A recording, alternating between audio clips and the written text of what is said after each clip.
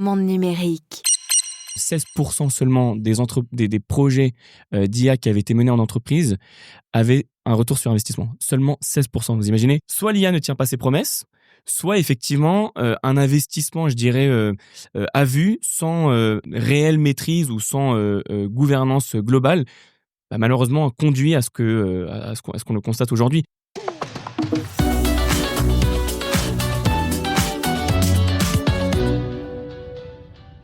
Bonjour Michael Mina. Bonjour Jérôme. Vous êtes directeur IA chez Sage, célèbre éditeur de logiciels pour les entreprises. Alors, moins d'une entreprise française sur 10 aurait adopté l'intelligence artificielle. L'IA en entreprise, entre discours incantatoires, belles promesses et désillusions, c'est donc encore une histoire un peu compliquée. C'est ce qu'on va examiner ensemble dans cette interview en partenariat avec Sage. Michael Mina, où en sommes-nous ? Est-ce qu'on peut parler de retard des entreprises françaises, notamment les petites et moyennes entreprises, les PME ? Alors, où en sont les PME françaises ? C'est une bonne question. Nous, on a réalisé une étude en janvier 2025 auprès de 1000 PME. Donc, c'était à l'aube de l'IA Summit. Cette étude, elle a révélé que seulement une entreprise sur 4, Jérôme, avait véritablement adopté l'IA. Donc, c'est 25%. Ouais. Et si on zoome encore plus, sur ces 25% qui l'ont adopté, 80% l'ont utilisé uniquement sur un département particulier. C'est-à-dire, en général, c'est souvent le support, le marketing ou la relation client. Donc, on voit finalement que l'expérience, elle est assez cloisonnée. L'adoption, elle est trop expérimentale et souvent trop timide. Et d'ailleurs, une étude toute récente de BPI confirme cette tendance, puisque 43% des dirigeants qui ont été sondés seulement ont adopté une stratégie autour de l'IA. Donc, effectivement, l'adoption, elle est timide et pas assez encore démocratisée dans les entreprises françaises. Alors, c'est vrai qu'on parle de l'IA au sens large, mais ça peut vouloir dire plein de choses différentes, parce que l'IA impacte différents secteurs dans les entreprises. En ce qui vous concerne, ça va être quoi ? La finance, la comptabilité, les ressources humaines, etc. principalement ? Oui, bien sûr. Donc, Sage, c'est un leader mondial dans le domaine des logiciels de gestion, donc comptabilité, finance, gestion des ressources humaines, paye également, c'est important. Ouais. Donc, effectivement, l'intelligence artificielle, on l'a déjà intégrée depuis un certain nombre d'années chez Sage. Typiquement, les relances automatiques, c'est de l'intelligence. Les rapprochements bancaires, c'est de l'intelligence. Oui, c'est pas de l'intelligence artificielle générative, mais c'est exactement. déjà L'IA existe déjà dans les produits depuis un certain nombre d'années. On n'a pas attendu l'arrivée de ChatGPT pour le faire. Et effectivement, l'étape d'après, qu'on a déjà amorcée depuis un certain nombre d'années aussi, c'est l'IA générative. Et c'est là que Sage Copilot est arrivé, mais on aura le plaisir d'en parler. On va en parler, bien sûr. Juste encore sur un peu pour avoir cette vision un peu globale. Vous êtes intervenu justement au sommet de l'IA que vous évoquiez en février à Paris, pour parler des bénéfices, parce qu'au fond, pourquoi mettre de l'IA ? C'est pas juste pour crier IA partout. Il faut que ça serve à quelque chose. Et est-ce que déjà, on sait à quoi ça sert ? Vous, votre intervention au sommet de l'IA, c'était sur l'intelligence artificielle au service de la croissance. C'est ce qui est le plus important aujourd'hui ? Oui, c'est ce qui est le plus important, clairement. C'est pas pour faire des économies ? Aussi, mais ça passe aussi par la croissance. C'est-à-dire qu'aujourd'hui, on a un constat qui est clair, c'est que les entreprises françaises doivent scaler. Elles doivent rayonner sur le plan international et grossir. Grossir, exactement. Donc, et le président de la République, ça l'a bien compris et mise tout pour aider ces entreprises à prospérer. Et donc, Sage se tient évidemment en première ligne pour accompagner les PME françaises dans cette croissance. Donc, évidemment, l'IA au service de la productivité des entreprises va permettre une croissance et notamment, on sait que c'est important dans l'aspect de la finance pour prendre des décisions plus éclairées, plus intelligentes et notamment tout ce qui touche à l'aspect de la trésorerie. La trésorerie, c'est un vrai sujet, c'est un vrai enjeu pour les entreprises françaises.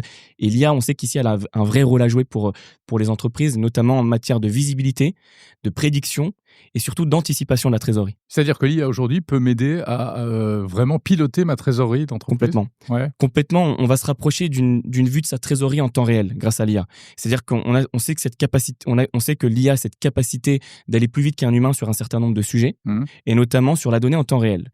Et donc ça, aujourd'hui, c'est un vrai pilier sur lequel Sage investit beaucoup, puisqu'on est en train de passer d'une gestion, je dirais, cyclique, périodique, à une gestion en continu. Ouais. Et ça, c'est super important. On regardait le tableau de bord tous les 6 mois, tous les trimestres, Absolument. tous les mois. Absolument. Et donc, effectivement, on va se rapprocher d'une vue de sa trésorerie en temps réel de ce qui va sortir, mais aussi de ce qui va rentrer. Ça va permettre à une direction financière et à un dirigeant d'entreprise de faire de meilleures prévisions budgétaires, d'investir. Et on sait que l'investissement, c'est un vrai levier pour la croissance, typiquement. Donc là, on est complètement dedans. Et puis aussi de faire de l'acquisition d'entreprise. Donc voilà, c'est exactement l'ensemble de ces sujets qui vont amener une entreprise à faire de la croissance et donc à rayonner sur le plan international aussi. Donc ça permet de savoir ce qui va rentrer dans les caisses, en termes de contrats déjà signés, etc. Il y a des impondérables aussi parfois, ça les prend en compte? Oui. De l'absence de paiement ou autre? Bien sûr, on sait aujourd'hui qu'on est dans un contexte qui est plutôt incertain, on va pas se mentir, c'est normal, on est sur une phase post-Covid où l'enjeu est plutôt incertain. Et donc là aussi, l'IA permet de faire, je dirais, certaines prédictions qui ne concernent pas que le contexte propre d'une entreprise. Par exemple, dans le secteur industriel, on sait aussi évaluer la croissance de l'ensemble des entreprises qui se trouvent dans le secteur de cette entreprise pour ensuite évaluer et peut-être même proposer des actions qui permettraient de faire de la croissance plus rapidement qu'une autre. C'est-à-dire, quel type d'action? Typiquement, ça peut être des actions sur les réassorts de stock. Typiquement, on sait que quand on arrive sur une période estivale, on sait qu'on va pouvoir vendre, par exemple, plus de ventilateurs. Donc, on va pouvoir proposer à une entreprise de produire beaucoup plus. Ouais, mais est-ce qu'on a vraiment besoin de l'IA pour ça? Alors, normalement, si on fabrique des ventilateurs, on sait qu'en été, ça va mieux marcher qu'en hiver. C'est vrai, on n'a pas attendu l'IA pour le faire. Mais néanmoins, je pense que pour une entreprise qui n'est pas vraiment tech et qui se concentre vraiment sur son activité, on a besoin aussi d'apporter des insights, plus de précision aussi pour les directions financières, pour mieux budgétiser et puis surtout mieux anticiper la croissance et mieux anticiper la trésorerie. Moi, j'aime bien l'analogie de la carte bleue, si vous voulez. Vous avez des cartes bleues débit, vous avez des cartes bleues crédit. Sur les cartes bleues débit, vous dépensez au mois le mois et puis vous arrivez le mois suivant avec des surprises. Et donc finalement, ça va soit vous brider, ça va vous freiner sur la consommation que vous avez sur le mois d'après, donc vous allez soit vous restreindre, soit vous allez avoir une bonne surprise et vous allez pouvoir mieux dépenser. Donc ça, c'est les cartes bleues plutôt débit. Moi, j'aime bien dire que l'IA, c'est plutôt la carte bleue crédit. Donc, vous avez instantanément sur votre application ce qui a été dépensé en temps réel. Et donc, du coup, vous allez pouvoir anticiper mieux le mois d'après et peut-être mieux vous faire plaisir, investir davantage, etc. Donc, ça, c'est quelque chose qu'on fait déjà dans les produits de Sage. Ouais. D'accord. Quel impact sur l'organisation des entreprises? Est-ce que c'est que du bénéfice? Est-ce que ça veut dire qu'il faut aussi s'adapter, etc. Et puis, notamment en termes d'emploi, c'est un peu toujours la même question. Il y a cette déclaration qui a fait beaucoup de bruit du PDG de Shopify, donc la plateforme de commerce électronique, qui a expliqué à ses collaborateurs qui réclamaient plus de ressources, plus d'embauches, plus de personnel. Il leur a dit « Prouvez-moi d'abord que l'IA ne peut pas faire ce que vous souhaitez faire avec des humains ». La question est importante et on voit émerger, je dirais, deux mondes, deux extrêmes complètement opposés. D'un côté, vous avez des entreprises comme Shopify, effectivement, vous l'avez souligné, c'est une boîte 100% tech. Oui, elle est née sur Internet, elle vit d'Internet. Aussi, mais qui a décidé finalement de mettre au défi ses collaborateurs face au défi de l'IA finalement, et donc avec une manière un peu provocatrice, mais peut-être aussi pour sensibiliser la conscience générale. Et puis d'un autre côté, vous avez les entreprises qui ont décidé de tout interdire. Ça, on le voit. Donc, ça existe encore, ça? Ça existe. Ça existe et ça conduit, et c'est parfait pour créer un terrain fertile pour le Shadow AI. Ouais. Le Shadow AI, pour ceux qui nous écoutent, qui ne savent pas ce que c'est l'utilisation non encadrée, non maîtrisée des outils d'intelligence artificielle générative ou pas, sans maîtrise de l'entreprise. C'est-à-dire que mon patron ne veut pas que je m'en serve, mais moi, dans mon coin, je vais sur ChatGPT et je m'en sers pour travailler. C'est exactement ça. Donc, ça peut conduire évidemment à des risques fondamentaux, des vrais risques sur l'image de marque, sur une potentielle fuite de données, sur le fait qu'effectivement, il n'y ait pas d'adoption à tous les étages d'une entreprise. Donc, effectivement, à trop forcer, on peut constater des dérives, une fuite de talent et peut-être même une certaine résistance. Et puis, à tout interdire, on va pouvoir malheureusement constater une utilisation non maîtrisée de ces outils. Moi, je dirais que la réalité, elle se situe plutôt entre les deux. On a une réalité beaucoup plus nuancée. C'est-à-dire que l'IA, pour les entreprises les plus matures, c'est pas un sujet technique. C'est pas un sujet RH, mais c'est plutôt un sujet de gouvernance globale. C'est-à-dire qu'on doit pouvoir acculturer une entreprise entièrement de l'utilisation de l'IA à tous les étages. On doit avoir une vraie gouvernance qui s'inscrit à tous les étages. Et puis surtout, on doit responsabiliser les collaborateurs. Moi, j'aime bien dire, pareil, en termes d'analogie, si vous interdisez un téléphone à un enfant, il va trouver le moyen de l'utiliser. Il l'utilisera 2 fois plus chez les copains. Exactement, chez pareil les copains, pour les consoles de jeux, à l'école, etc. exactement. Donc, il faut responsabiliser à l'utilisation de l'intelligence artificielle avec intelligence. Alors, une fois qu'on a dit ça, il faut avouer que c'est pas forcément facile, notamment pour les dirigeants. Qu'est-ce que je fais? Avec quels outils? Jusqu'où? Combien ça va me coûter? Quels bénéfices je vais en tirer, etc. Face à toutes ces interrogations, qu'est-ce que vous répondez? Et en tant notamment que fournisseur de solutions. Bien sûr. Alors, si je comprends bien la question, c'est qu'est-ce qu'on peut répondre à toutes les personnes qui finalement souhaitent interdire cette utilisation. Voilà, un dirigeant qui vous dit naïvement, il se passe quelque chose avec l'IA, je sens bien que je peux en tirer un bénéfice, mais je ne sais pas où aller. Est-ce que vous pouvez m'aider?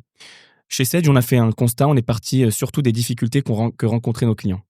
C'est-à-dire que les clients rencontrent des difficultés. Typiquement, nous, on s'adresse à des DAF, à des experts comptables, à des équipes comptables et financières. Donc, les équipes financières. Exactement. Etc. Leur difficulté, c'est les clôtures. C'est une vraie difficulté bien connue des directions financières qui passent en moyenne 25% de leur bande passante à saisir, à vérifier, à contrôler et puis finalement à clôturer les comptes. Donc, effectivement, on part de ces difficultés en se disant, OK, l'IA ici a un vrai rôle à jouer et on va pouvoir les aider comme ça, grâce à de la donnée en temps réel dont je parlais juste avant, définir ce que c'est qu'une clôture et puis surtout, comment on peut vous aider à l'accélérer. Chez Sage, on a toujours conçu des logiciels pour accélérer ces clôtures. Et finalement, avec l'arrivée de l'IA, c'est la première fois qu'on ne parle plus d'accélération de clôture, mais d'élimination des clôtures. Ouais. Voilà, donc ça, c'est un vrai... C'est-à-dire quoi? En fait, la clôture ça se fait tout au long de l'année? Transparente. Et à la fin, il suffit d'une signature exactement, le jour J. Exactement, donc elle se fait de manière transparente, en continu, c'est exactement ça, la gestion en continu grâce à la donnée en temps réel. Et effectivement, on va pouvoir libérer du temps à ces directions financières pour qu'elles se consacrent à d'autres actions à plus haute valeur ajoutée. Et ça, c'est important parce que aujourd'hui, le DAF, qui est plutôt le gardien des chiffres, va devenir désormais le pilote du chiffre avec un grand C et va surtout devenir un consultant presque privilégié auprès de sa direction. Ça, c'est important puisque effectivement, autrefois, il passait beaucoup de temps à faire du reporting, il passait beaucoup de temps à saisir, à valider, à contrôler que ses équipes avaient bien clôturé et surtout à faire une course en fait auprès de ses équipes. Aujourd'hui, on passe surtout d'une fonction de saisie à une fonction de facilitateur et de conseil auprès de sa direction. Donc, on voit que l'IA aussi permet de transformer quelque part le métier de la finance. Oui, il a accès plus facilement aux données, il peut consacrer plus de temps à leur analyse peut-être. Aussi, et puis il peut surtout aussi accéder plus rapidement à la donnée avec l'intelligence artificielle générative au travers d'une interface conversationnelle. Donc il va pouvoir en quelques clics ou en une simple question en langage naturel accéder à une donnée qui autrefois lui mettait un certain nombre Par exemple, qu'est-ce qu'il peut... Typiquement, pourquoi mon chiffre d'affaires a baissé sur le deuxième trimestre? Il va pouvoir avoir une réponse contextualisée en faisant appel à des agents IA, typiquement sur le contexte, sur la base d'un contexte du client, mais aussi, pourquoi pas, d'un contexte économique. Également les paramètres extérieurs. Exactement, donc ça permet de faire du RAG, mais aussi d'ajouter un certain nombre d'agents qui vont aller scraper ce qui se passe sur les autres entreprises du même secteur d'activité. Scraper, ça veut dire récupérer, collecter, pardon. Vous avez raison. Est-ce que, ça paraît formidable, mais c'est une belle promesse, est-ce qu'elle est tenue à chaque fois? Pas tout le temps. Pas tout le temps, il faut être extrêmement prudent quand on parle d'IA. Et puis surtout, je pense qu'il y a un effet waouh qui est immédiat. Et puis après, qu'est-ce qui se passe sur l'utilisation au quotidien? C'est ça la vraie question. Je pense que moi, je ne vais pas citer un outil que je pense qu'on connaît tous, mais on a eu un effet waouh tout de suite en entreprise parce qu'on avait pu sonder un certain nombre de documents qui étaient sensibles, chose qu'on ne pouvait pas faire avec ChatGPT. Et puis, finalement, au quotidien, qu'est-ce qui se passe? On se rend compte que les collaborateurs, les salariés ne l'utilisent plus. Ouais. C'est un outil payant auquel vous pensez. Voilà, exactement. Ouais. Donc, pourquoi? La question, c'est de savoir pourquoi. Soit parce que l'adoption, elle n'a pas été généralisée, soit parce qu'elle a été mal expliquée. Donc là, on revient sur les sujets de gouvernance, d'explication, de responsabilisation des collaborateurs, soit parce qu'effectivement, on n'en trouve pas l'utilité, pas l'usage. Et d'ailleurs, ça me fait penser à une étude d'IBM qui a révélé tout récemment que 16% seulement des projets d'IA qui avaient été menés en entreprise avaient un retour sur investissement. Seulement 16%. Ah ouais, vous imaginez? c'est pas beaucoup, hein. C'est dramatique. Non, c'est dramatique. Et puis, je pense qu'il y a plus de... Si je reprends les chiffres, je crois qu'il y a 75% des projets qui ont été abandonnés. Donc, c'est que l'IA ne tient pas ses promesses. Soit l'IA ne tient pas ses promesses, soit effectivement un investissement, je dirais, à vue, sans réelle maîtrise ou sans gouvernance globale, malheureusement conduit à ce qu'on le constate aujourd'hui. Il y a aussi d'autres entreprises comme Klarna qu'on peut citer, qui donc là vient de reprendre un plan de recrutement massif après avoir licencié plus de 200 personnes au support client. Donc malheureusement, la confiance a été érodée. Ils se sont aperçus que la satisfaction des utilisateurs était trop faible. Donc, j'ai envie de dire que le curseur, encore une fois, il doit être positionné à bon escient.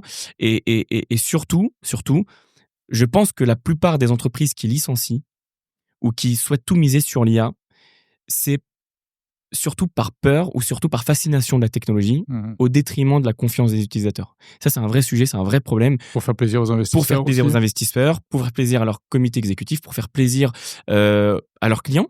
Parce qu'une entreprise qui est juste augmentée à l'IA alors qu'on n'en a pas intégré véritablement, ça fait plaisir aussi. Mais donc, effectivement, ça conduit à ce genre de risque, en fait. Ça conduit à ce genre de risque et surtout à ces rollbacks auxquels on est en train d'assister. Et puis, de l'autre côté, on a une autre dimension. La dimension des clients qui ont, elles, plutôt bien investi sur un certain nombre d'outils d'IA générative en se disant, mes salariés vont pouvoir gagner tant de productivité et qui se sont aperçus que finalement, derrière les promesses, il n'y avait rien.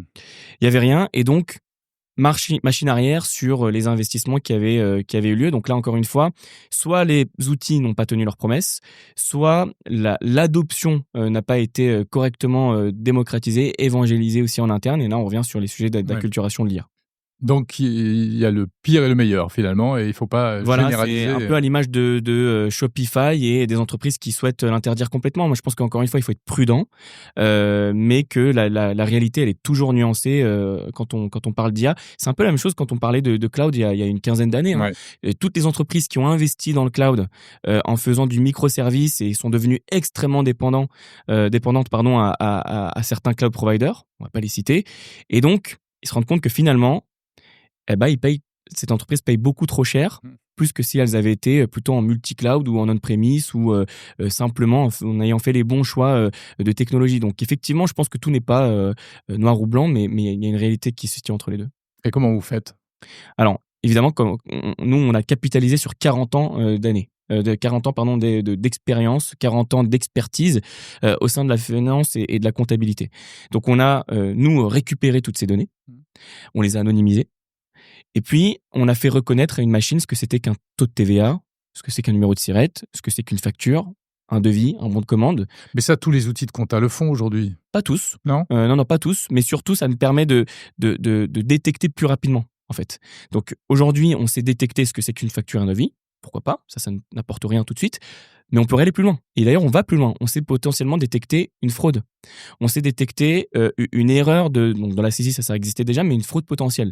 Une valeur aberrante qui peut venir d'un fournisseur.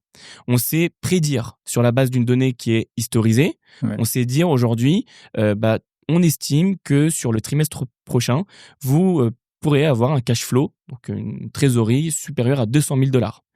Et on sait modéliser l'impact que ça peut avoir. Donc, on sait projeter cet impact sur un certain nombre de départements. On peut proposer d'injecter cet argent, ce gain finalement de $200,000 au sein de différents départements, donc marketing, support, commerce, avec l'impact sur les marges que ça peut générer. Ah ouais, vous allez jusqu'à des conseils stratégiques en fait. Complètement. Et donc c'est exactement ce que je disais quand le DAF va devenir, je dirais, facilitateur et conseil auprès de sa direction. Donc voilà comment aujourd'hui on transforme la finance, voilà comment on transforme aussi la compta quelque part, mais surtout on part des difficultés que rencontrent nos salariés. C'est que pour les grands groupes ou c'est aussi pour les ETI, les PME, les TPE ? Ah ouais, non, mais surtout pas. J'ai même envie d'aller plus loin, même pour un freelance. Ouais. Et d'ailleurs, je pense aujourd'hui qu'un freelance l'utilise beaucoup plus qu'une grande entreprise où c'est plus compliqué, où on va plus lentement, où il y a beaucoup de process. Et donc, effectivement, l'IA a cette faculté de fédérer. Je pense qu'il y a aujourd'hui beaucoup d'outils d'IA génératifs qui sont accessibles au grand public, mais surtout qui permettent d'arriver à des gains rapides. C'est ça qui est le plus important, et moi, c'est ce que je conseille systématiquement à des entreprises lorsque je les rencontre, c'est partez sur ce qui existe déjà pour aller beaucoup plus vite. Ça, c'est super important parce que on a l'impression que lorsqu'on veut mettre en place un projet d'IA, il faut faire table rase. Il faut presque réinventer le fil à couper le beurre. Et puis surtout, il faut aller le plus loin possible. En réalité, pas du tout. Il faut prendre les process qui existent déjà, les adapter, et puis partir sur des gains plutôt significatifs sur lesquels on va trouver un retour sur investissement très rapide, qui va permettre ensuite d'aller plus loin. Et y compris donc pour les plus petits, comme vous Exactement. dites. Ouais. Alors, ces outils que vous avez développés, comment vous avez fait parce que vous-même, vous avez dû, j'imagine, un peu benchmarker, et examiner tous les outils sur le marché. Vous n'avez pas développé votre propre LLM? Non, on s'est appuyé sur un moteur Mistral pour le faire. Ok, français. Exactement, donc français, donc souverain et open source. Et on va vous expliquer pourquoi on l'a fait.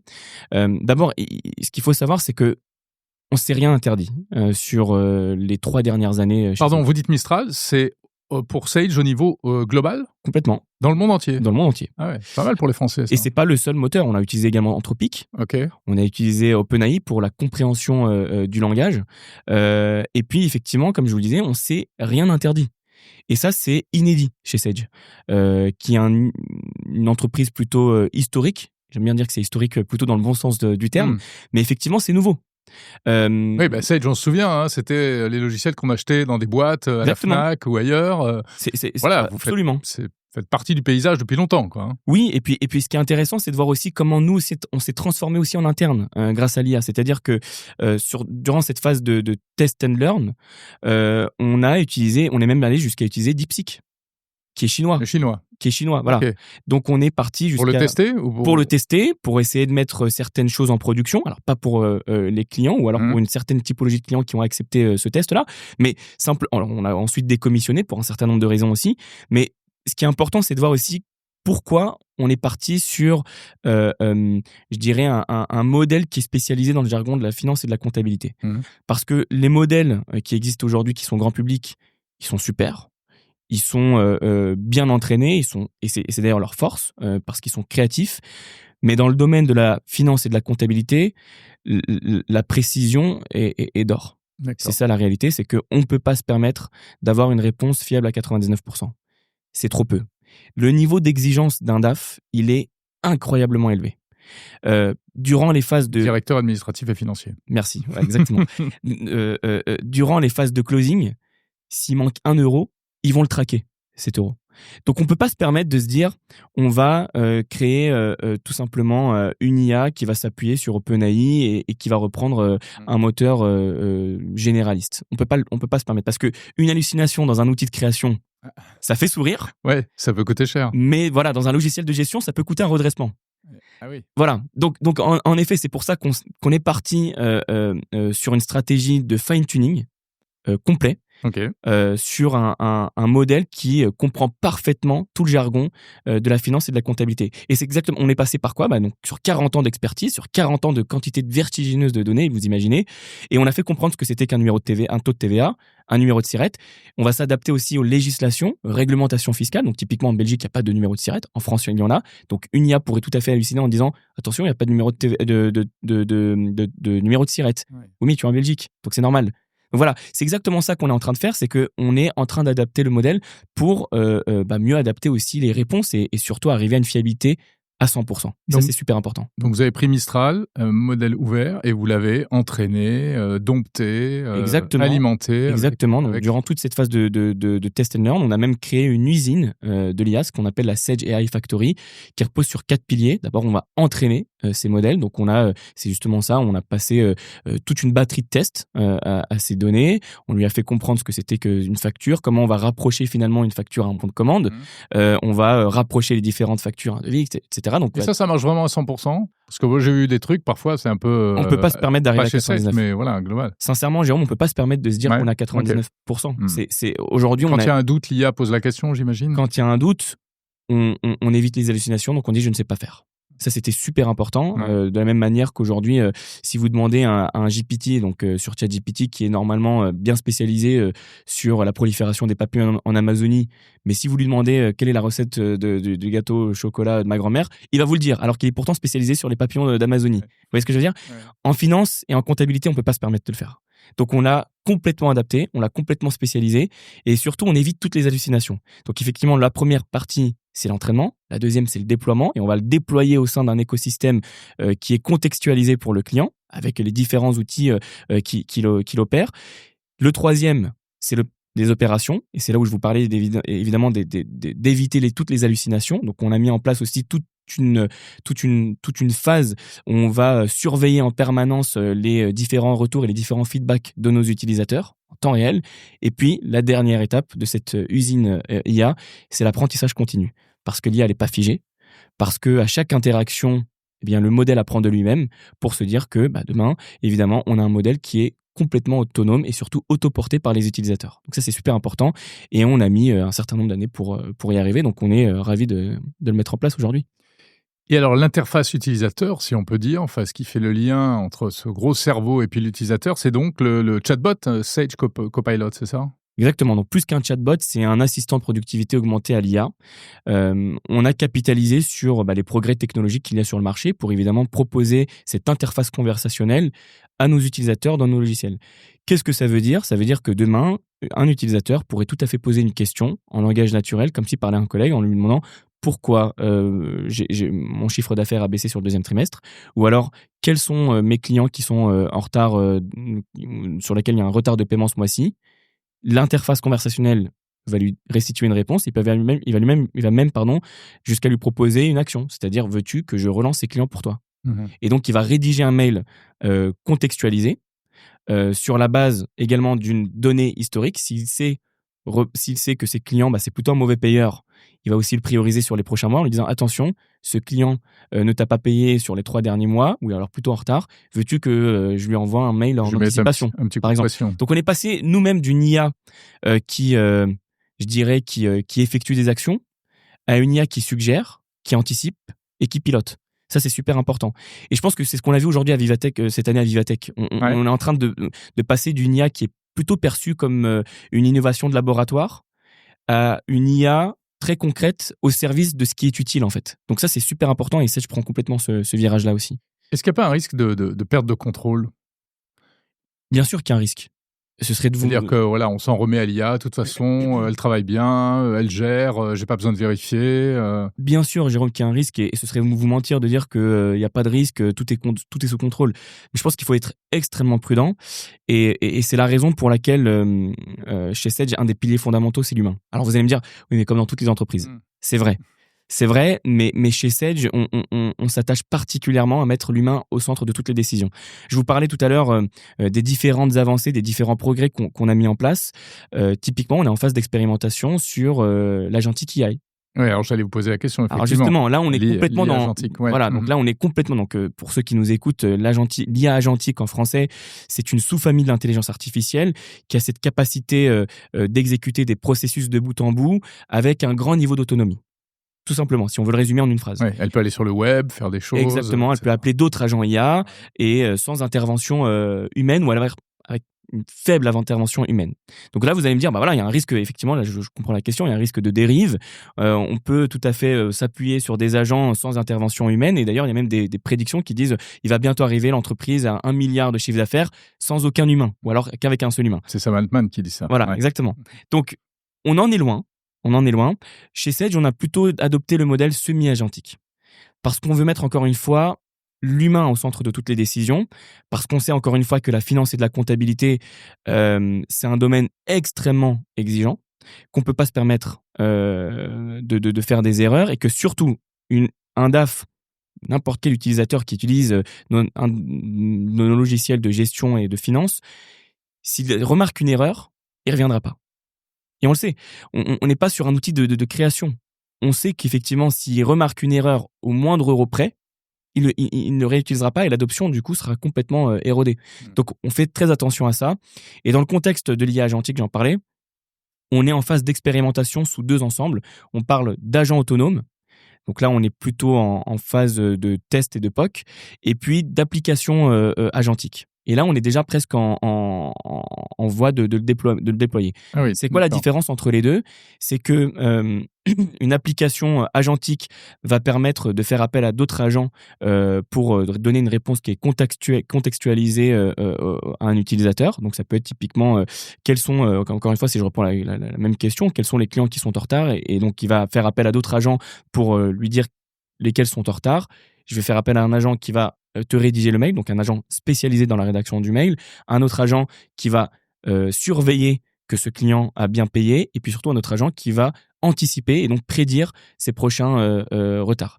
Et puis, l'agent autonome, là, c'est encore plus loin, puisqu'il va faire également appel à d'autres agents, mais il va utiliser d'autres technologies comme le RAG et d'autres agents qui sont en dehors du contexte du client. C'est ce que je vous disais tout à l'heure. On va faire appel à d'autres paramètres, des milliers de paramètres comme la météo, la crise économique, une crise, par exemple, de guerre aussi. Donc, ça peut arriver. Donc, on va... Ce que font les concurrents. Les incertitudes, exactement ce que font Ouais. les concurrents, toutes les incertitudes pour ensuite proposer ce qu'on appelle des insights chez Sage, c'est-à-dire des conseils aux clients. Donc, le potentiel, il est énorme. C'est une réalité. Et dans le contexte de la facturation électronique, puisqu'on sait que là, c'est un vrai sujet pour les entreprises, on est déjà effectivement en train de faire appel à des agents autonomes de bout en bout. Ouais. Donc ça va permettre de gagner un temps fou, en fait, à nos clients. Un agent qui va récupérer la facture, un autre agent qui va extraire les données de cette facture, un autre qui va les analyser, un autre qui va essayer de détecter les erreurs, un autre qui va potentiellement contacter le client ou le fournisseur en cas d'erreur, un autre qui va l'écrire et la comptabiliser. Donc, vous voyez, Et un qui va payer. voilà, et un qui va payer Ou qui va encaisser. voilà, en bout de chaîne. Donc, effectivement, on se rend compte que l'écosystème, il est important, le potentiel, il est énorme, et l'utilisateur, il doit quand même rester près de tout ce workflow qui est complexe, parce que on peut pas juste se reposer comme ça sur des agents en se disant ça va le faire. Voilà. Donc, on y est, c'est du concret. On est sur une technologie au service de l'utile, encore une fois, et je pense qu'on est sorti aussi, et d'ailleurs toutes les entreprises le font de plus en plus, on sort un peu du concept futuriste, théorique, pour arriver à quelque chose de beaucoup plus On est dans le concret. réel. Ouais. Merci, Michael Mina, directeur IA chez Sage. Merci Jérôme.